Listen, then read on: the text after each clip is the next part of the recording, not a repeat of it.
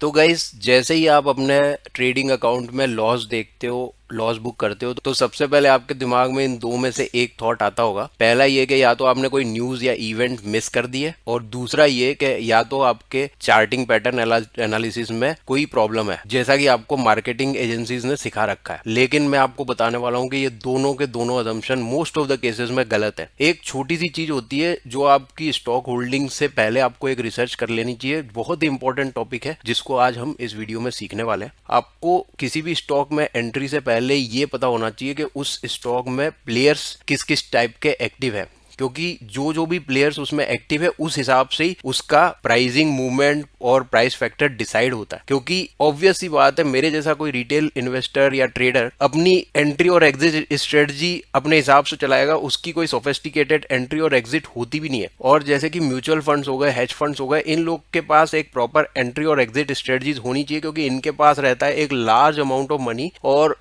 इनके पास टाइमिंग करने के लिए फंडामेंटल एक बहुत स्ट्रॉन्ग रिसर्च होनी चाहिए, और based on that they are going to take decisions. क्योंकि इनके पास कोई एक आदमी का अकाउंट नहीं रहता, इनके पास पूरा पब्लिक का पैसा रहता है, और इनके पास थोड़े से कॉन्टेक्ट्स भी रहते हैं ऑब्लिगेशन के लिए। सबसे पहले हम देख लेते हैं प्लेयर्स कितने टाइप के एक्टिव रहते हैं मार्केट में। तो पहला हो गया म्यूचुअल फंड, दूसरा हो गया प्रोप्राइटरी ट्रेडिंग फर्म्स, तीसरा हो गया हेज फंड्स, चौथा हो गया रिटेल ट्रेडर, और पांचवा हो गया इन्वेस्टर्स। इन्वेस्टर्स के बारे में ज्यादा बात नहीं करेंगे, वो बेसिकली अपना पैसा डाल देते हैं और उसके बाद they are away for at least some time. बाकी के चार प्लेयर जो मैंने बताया वो सारे कंटिन्यूसली एक्टिव रहते हैं, और इनके शेयर होल्डिंग पैटर्न्स भी थोड़े से डिफरेंट रहते हैं। ऑब्वियसली म्यूचुअल फंड एक बहुत ज्यादा लिक्विड शेयर को नहीं होल्डिंग बनाना चाहेगा अपनी। They want a more stable share where they can put more accountability and they can put more accountability.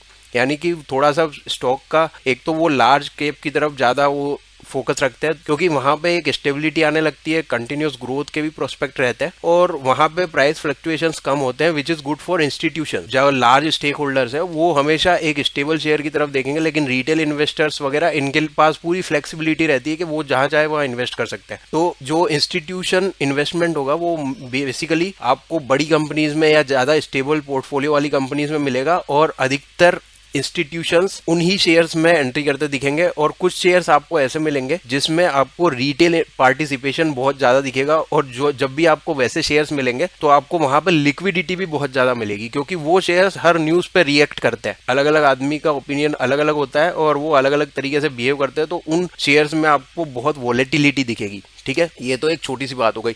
अब एंट्री और एग्जिट पे अपन एक छोटा सा एग्जांपल ले लेते हैं, और इस एग्जांपल के साथ आपको एक बहुत ही इंपॉर्टेंट कॉन्सेप्ट भी समझ में आएगा स्टॉक मार्केट का। जैसे कि म्यूचुअल फंड हो गया, तो म्यूचुअल फंड के पास आपको पता है बहुत ज्यादा अमाउंट ऑफ स्टॉक्स भी रहते हैं। इतने बड़े चंक ऑफ स्टॉक को एक्यूमुलेट करने के लिए उनको क्या चाहिए? उनको सबसे पहली चीज तो ये चाहिए कि कंपनी के ग्रोथ के प्रोस्पेक्ट होने चाहिए, तो इसके लिए वो different types of ratios calculate करते हैं। दूसरी चीज, उनका टाइम ऑफ एंट्री भी बहुत सही होना चाहिए, यानी कि वो स्टॉक बेसिकली एक अंडर वैल्यूड स्टॉक होना चाहिए और उसके ग्रोथ के प्रोस्पेक्ट होने चाहिए। उसके बाद वो देखते हैं कि वो कितने टाइम में उससे एग्जिट कर पाएंगे। सपोज करो उन्होंने डिसाइड किया कि 5 साल के बाद वो एग्जिट कर लेंगे, और उस टाइम का वो प्राइस फैक्टर भी लिख देते हैं, और उस टाइम का पी रेशो वगैरह भी उस चीज के लिए कैलकुलेट कर चुके होते हैं वो। तो सपोज करो ये mutual fund over the period of time किसी कंपनी XYZ के अंदर घुस गया है, 10 लाख स्टॉक्स ले लिए, और they are holding up for like consecutively 5 years, और 5 ईयर्स तक उस कंपनी ने एज एक्सपेक्टेड अच्छा परफॉर्म किया,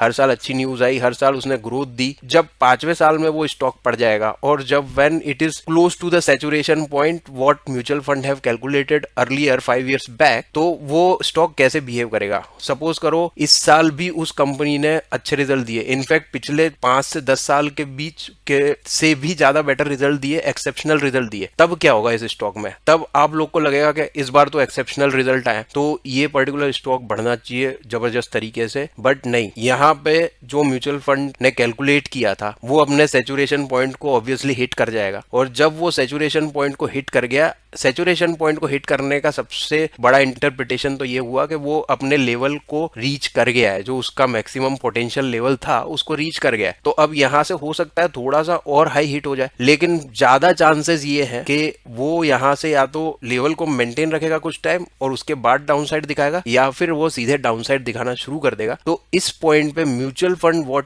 it will do is in, and हम जैसा कि हमने डिस्कस किया यहाँ पे उस पर्टिकुलर स्टॉक के लिए पॉजिटिव न्यूज भी आ गई है, तो that is the only time when in the market there are going to be multiple interested parties to purchase that stock. तो यहाँ पे बायर्स बहुत ज्यादा अवेलेबल होंगे and probably that is the only time जब म्यूचुअल फंड अपनी बहुत large chunk of amount को अनलोड कर सकता है अपने पोर्टफोलियो से without impacting the market much. Otherwise किसी और टाइम पे जब वो स्टॉक ऑलरेडी क्रैश कर रहा होगा तब उसको वैसे तो लॉस में निकलना पड़ेगा और निकलने के लिए भी बहुत ज्यादा रुकावटें आएंगी, क्योंकि हो सकता है लोअर सर्किट्स लग जाए, उसको एक मल्टीपल डेज की स्ट्रेटजी लानी पड़ेगी। It is not a beneficial thing for mutual fund to go out of a stock while it is already crashing. तो वो अपसाइड में ही उससे निकलेंगे, और वो निकलना क्यों चाहेंगे वो भी मैं बता देता हूं, क्योंकि पिछला स्टॉक तो ऑलरेडी सैचुरेशन पॉइंट को हिट कर चुका है। तो अब उनको पकड़ना होगा सेम पैसे को यूटिलाइज करके, वो ऐसा स्टॉक फिर से कोई पकड़ सकते हैं जो कि राइट नाउ अंडर वैल्यूड है, लेकिन फ्यूचर में ग्रोथ के प्रोस्पेक्ट उनकी करंट कंपनी करंट होल्डिंग से ज्यादा हो सकते हैं, तो वो अपना मनी उसमें स्विच कर जाएंगे। तो दैट इज द लॉजिक। ऐसे केसेस में क्या होता है कि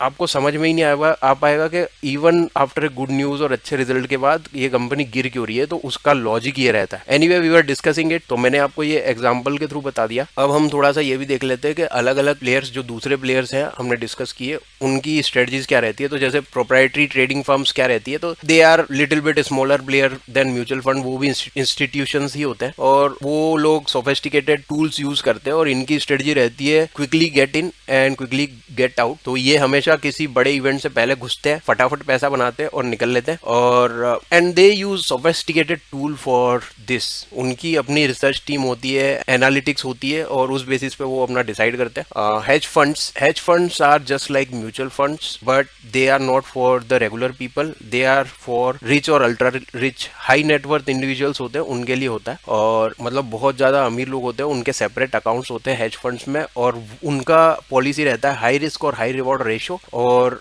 इनका रिटर्न्स बेसिकली म्यूचुअल फंड से काफी बेटर होता है। रिटेल ट्रेडर्स तो आपको बता ही दिया। उसके बाद होता है पांचवा इन्वेस्टर्स। इन्वेस्टर्स एक्टिव नहीं रहते, वो अपना पैसा डाल देते हैं और छोड़ देते हैं दूसरों को अपना गेम खेलने के लिए, क्योंकि इन्हें लगता है कि over the period of time जैसा कि market is slightly drifting towards upside over the time, तो वो उसमें से अपना रिटर्न्स निकालते हैं, विच इज गुड। जब हम इन्वेस्टिंग सीखेंगे तब आपको बहुत अच्छे से समझ में आएगा कि ट्रेडिंग और इन्वेस्टमेंट में क्या डिफरेंस है। बट अभी के लिए इस सेक्शन को साइड में छोड़ देते हैं, क्योंकि इन्वेस्टमेंट एक्चुअली ट्रेडिंग से भी बड़ा टॉपिक है। तो हमने ये टोटल 5 तरह के प्लेयर्स डिस्कस किए। एक छोटा सा इंपॉर्टेंट पॉइंट बोलना चाहूंगा, न्यूज और इवेंट्स पे अपना रिलायंस रखना थोड़ा कम कर दो डिसीजन मेकिंग के लिए। आप अपने फंडामेंटल अजम्पशंस जब सही तरीके से सेट करोगे, और उसके बाद जब आप चार्ट्स वगैरह एनालिसिस करोगे। चार्ट एक्चुअली क्या चीज है, चार्ट जब इवेंट बाइंग या सेलिंग हो चुका होता है उसके बाद वो धीरे से खिसक के बनता है कुछ, यानी कि एक इवेंट तो उससे पहले ही हो चुका है ना, हो सकता है वो बहुत बड़ा इवेंट हो, बहुत छोटा इवेंट हो, उससे आप डिसीजन मेकिंग में हेल्प ले सकते हैं, लेकिन एंटायर डिसीजन मेकिंग नहीं कर सकते। और न्यूज के बारे में मैं पहले ही बता चुका हूँ, probably retail investors are the only ones who are getting the most delayed news in the market. जब कोई न्यूज पब्लिक में आ चुकी है ना, इसका सीधा सा मतलब ये है कि उस न्यूज से related first of all awareness public में सबसे लेट आती है, दूसरा उस न्यूज से रिलेटेड ऑलरेडी काम हो चुका है। After all trading is a zero sum game, मतलब every rupees you are making in market, कोई दूसरा बंदा